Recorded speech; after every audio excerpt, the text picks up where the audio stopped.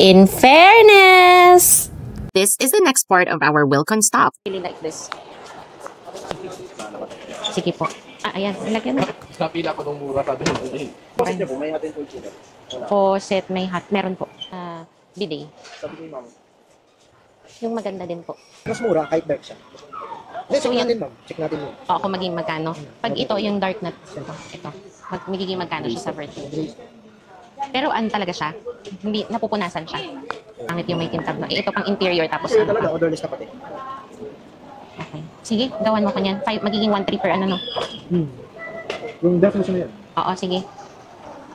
4 niyan. 4, no? Ganito pa. Ito. Ay, teka na, ano na ako. Ito ba? Ito. Yan, 4 niyan. So we got some tiles, some toilet fittings, and paint para sa interior namin.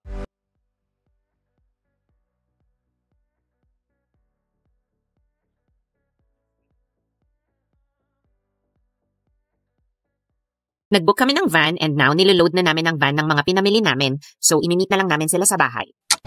Meanwhile, habang pauwi, May alarm na naman. Ang sabi, orange rainfall. Stay safe, everyone. Okay. Ikaw din. In fairness,